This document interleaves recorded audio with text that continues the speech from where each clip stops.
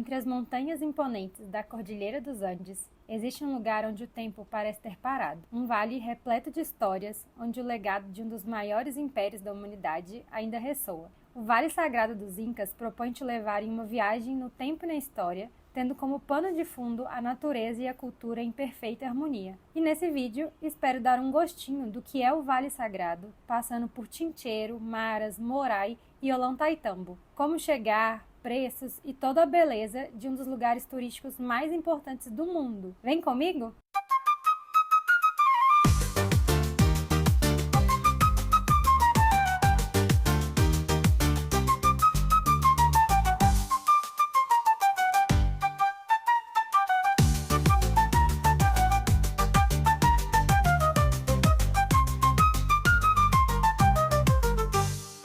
O Vale Sagrado dos Incas era uma região extensa do Império, muito produtiva para a agricultura, e por causa disso, os Incas decidiram construir seus principais templos e cidades por lá. Então essas cidades que a gente visita hoje eram centros urbanos muito importantes na época, como Chincheiro e Ollantaytambo. No primeiro dia, a gente fez um tour saindo de Cusco com uma agência que passa por Chincheiro, Morai e Maras. O primeiro ponto de parada é o vilarejo de Chincheiro, que é famoso pela vista das montanhas e pelas ruínas de um antigo templo inca. Chincheiro também é conhecida por suas produções têxteis, onde as mulheres da comunidade local fazem tecidos tradicionais até hoje. Aqui a gente está em Chincheiro. Chincheiro era uma importante cidade da época do Império Inca, inclusive era considerada tipo o resort da época. Tem uma história aqui em Chincheiro que o Inca, o governante na época, teve um filho com uma mulher que morava aqui e que ela queria que ele fosse o próximo governante. Mas que quando ele voltou de viagem, depois de muitos anos, ele fez uma grande festa aqui e percebeu que esse filho, ele era um tirano e ele era um péssimo líder, não serviria para ser o próximo Inca. Então, a festa que era para ser de coroação, não foi. Ele não coroou esse filho. E coroou um outro filho dele, mais novo, com a principal esposa dele. E aí a mulher dele, quando esse novo Inca, né, o filho, veio visitar Chincheiro, ela ofereceu uma bebida para ele, a tincha, que estava envenenada. E aí matou ele e teve que fazer uma nova coroação de um novo Inca.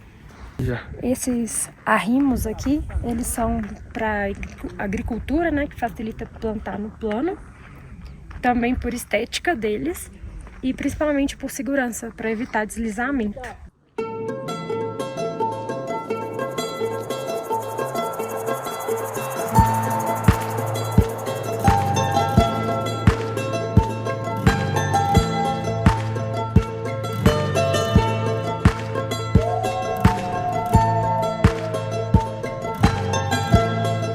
Depois do sítio arqueológico, o tour levava a uma espécie de comunidade de mulheres quechuas. E essas mulheres, elas trabalham a lã de animais, como lhamas e alpacas, que é bem comum por aqui. E aí, logo que a gente chegou na comunidade, fomos convidados a entrar no local que elas trabalham, assistir uma explicação sobre a forma do artesanato e de confecção de roupas. O trabalho que essas mulheres fazem é muito incrível, vale muito a pena conhecer. Si nosotros lo ponemos a remojar 10 a 15 minutos, aún más blanca lo estamos obteniendo solo con la sartana. Ahora vamos a ver la diferencia del antes y el después, solo con la primera lavada, ¿sí? ¿Pueden ver ahí? Mejor que la lavadora, mejor que otros detergentes, ¿verdad? Luego nosotros esta misma lanita lo ponemos expuestas al sol para pasar al proceso del hilado, a la obtención del hilo.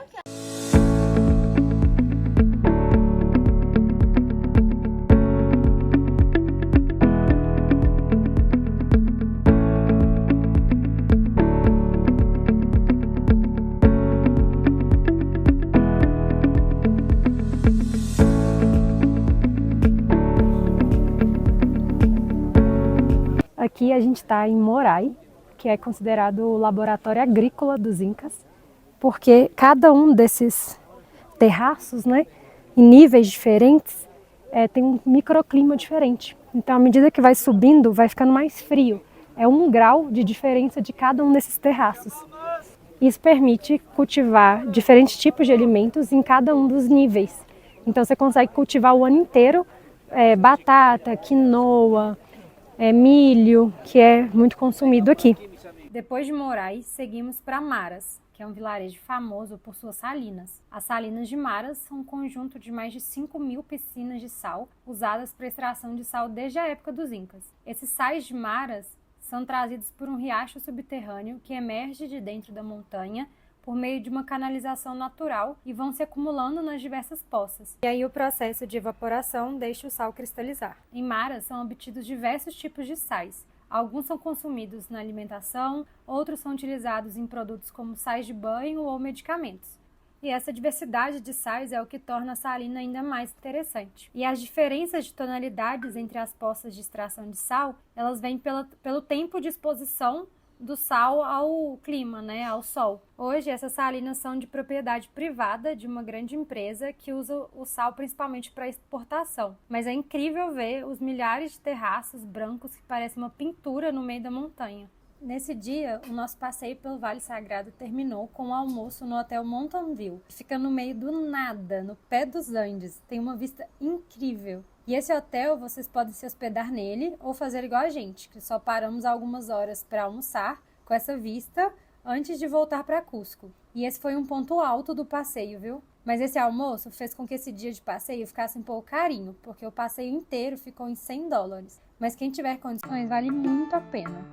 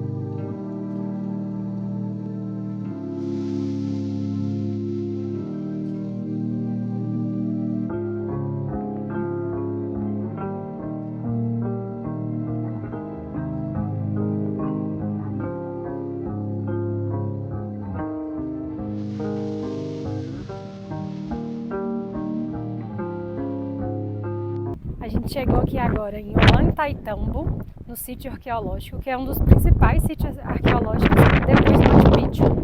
E ele foi a última resistência inca durante a colonização da Espanha. Então aqui foram travadas 2 guerras, e as 2 guerras que aconteceram aqui impediram que os espanhóis descobrissem Machu Picchu. Então o fato de Machu Picchu estar intocado hoje, tem 95% de como era antes, se deve à defesa de Ollantaytambo, que impediu que os espanhóis passassem daqui. E eles fizeram, inclusive, ali em cima, depois eu vou mostrar melhor, que são alguns pontos de defesa que os militares construíram para tentar defender a cidade de Ollantaytambo. E aqui, nesse sítio arqueológico, era tão importante que aqui tem o Templo do Sol. Então a gente sobe tudo isso aqui, a gente sobe todo esse caminho para chegar lá em cima no Templo do Sol, que era o templo onde acontecia os rituais para o principal Inca que governava. E essas pedras que são diferentes daquelas que a gente viu, por exemplo, lá em Cusco, e as que tem lá em cima, que são mais juntinhas, a diferença é que essas são construções incas não imperiais. E quando são as pedras perfeitamente, todos os ângulos juntinhos, são as pedras imperiais. E eles não construíam tudo assim, porque ia demorar muitos anos.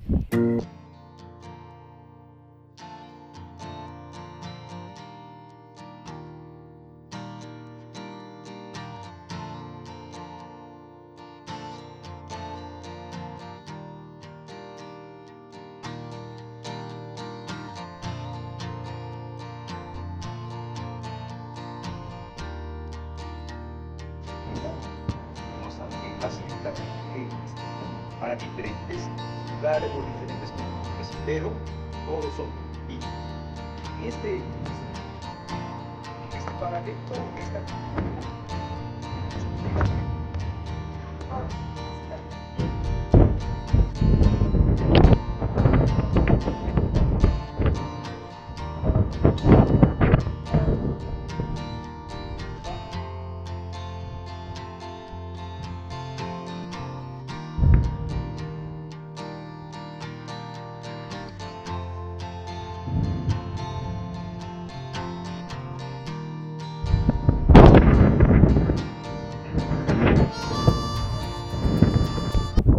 Ali na montanha, todas essas incrustações, né, que parecem uns desenhos, são armazenamentos de alimentos. Então eles colocavam milho, quinoa, batata e colocavam na parte alta porque a temperatura é mais fria, né? E também porque durante a tarde tem um redemoinho de vento que atinge lá e aí dá um frescor para os alimentos que eram armazenados, né? Impediam que eles estragassem.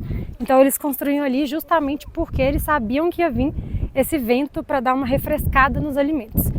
O interessante também é que nessa montanha aqui de cima tem incrustado um rosto no meio da rocha. Depois eu vou tentar colocar para ver se dá para ver. E todo dia 21 de dezembro, no solstício de verão, o sol bate exatamente lá.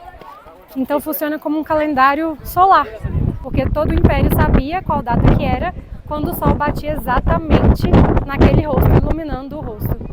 E na ponta também, depois eu vou tentar, é mais difícil de ver, tem um outro rosto emoldurado, que no dia 21 de junho, no solstício de inverno, o sol bate exatamente lá e de lá reflete no campo do sol. Então tinha até rituais tradicionais nessa data, que era o início do solstício de inverno.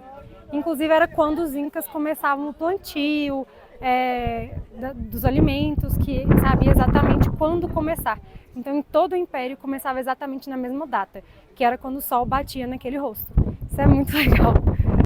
Hoje a gente veio para Ollantaytambo, que é onde fica a estação que a maioria das pessoas pegam o trem para Machu Picchu, para Águas Calientes, né? Que é a cidade mais próxima de Machu Picchu. Geralmente o pessoal vem em tour, então faz vários sítios arqueológicos, termina aqui em Ollantaytambo e aí as pessoas param aqui e pegam o trem. Só que a gente achou que seria muito corrido, então a gente veio por conta própria mesmo. E aí tem duas formas. A gente pegou um transfer, né, um táxi, e custou 120 soles, e nós somos 3, então acho que valeu a pena, porque ficou 40 por pessoa. Mas se quiser economizar mais, tem como ir na rua Pavitos, lá em Cusco, que aí você pega uma van, um transporte público mesmo, que te traz direto para Ollantaytambo. E aí aqui fica mais ou menos 1h40 de Cusco, uns 60 quilômetros, e a paisagem é linda no caminho, então assim, vale muito a pena vir com calma. E a cidade é linda. O mais legal é que a cidade é muito preservada, então as ruas, as construções, as casas, elas são exatamente como eram na época. Então a parte de baixo, né, a base, as ruas de paralelepípedo, elas são muito parecidas, muito próximas de como era na época do Império Inca. Então o lugar é lindo, lindo, lindo. Eu acho que é o mais bonito que a gente viu até agora. Aí a gente deixou as malas lá no hotel em Cusco, que mesmo sem pagar a diária, e trouxe só uma mochila, porque no trem para Machu Picchu não pode mala, só pode uma mochila pequena de até 7 quilos. Então a gente veio de mochila aqui para Ollantaytambo e daqui de tarde nós vamos pegar o trem para Águas Calientes, que é o Machu Picchu Pueblo, que é onde a cidade mais próxima de Machu Picchu. E aí a gente vai aproveitar aqui um pouquinho da cidade hoje, porque o trem é só de tarde. Então a gente foi no sítio arqueológico, a gente entrou no sítio arqueológico com um boleto turístico, que a gente já tinha comprado. E lá na porta mesmo ficam vários guias. E esses guias, eles fazem o preço dependendo do circuito que você quer fazer. Aí o nosso, ele cobrou 150 soles, eu achei bem caro, na verdade. Mas como a gente estava aqui e que não queria fazer sem guia, pegamos esse para fazer o circuito que não era o completão. O completão era umas 2 horas, a gente gastou 1h30 lá, mais ou menos. Que eu achei ótimo, já tem todas as informações e visita as principais partes, que é o Templo do Sol, que é no topo lá, né, depois de subir os 200 degraus de escada. Aqui tem um polo a rocoto. O rocoto eu acho que é esse molho de pimentão, ou algo parecido com pimentão. E aí vem sempre batata e salada. E aqui o preço é bem bom nesse restaurante. Ele é mais simplesinho, mas fica aqui do lado do sítio de Ollantaytambo. Vamos ver, provar esse rocoto releno.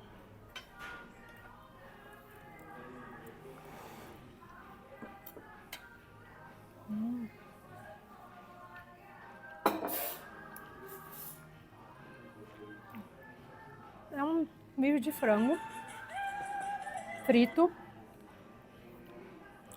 e E o especial é o molhinho. Achei que seria um pouco picante, mas não é. Mas o molho é bem gostoso.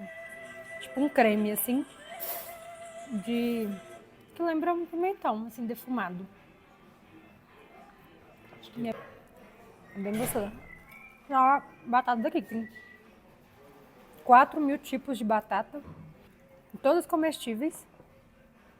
Então todo lugar aqui tem batata. Um doguinho. Acho que alguém quer comer. Não é?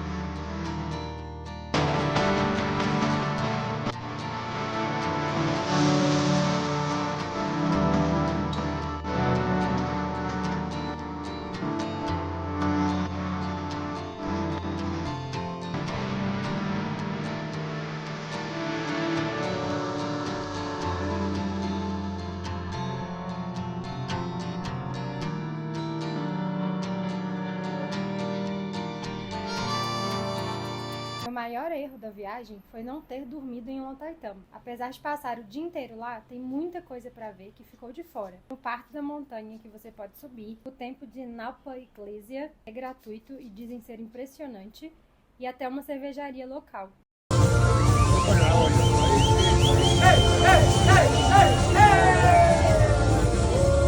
O tour por Ollantaytam terminou com o embarque no trem que vai para Águas Calientes. Então não deixe de ver o vídeo de lá e Machu Picchu aqui no canal. Até a próxima!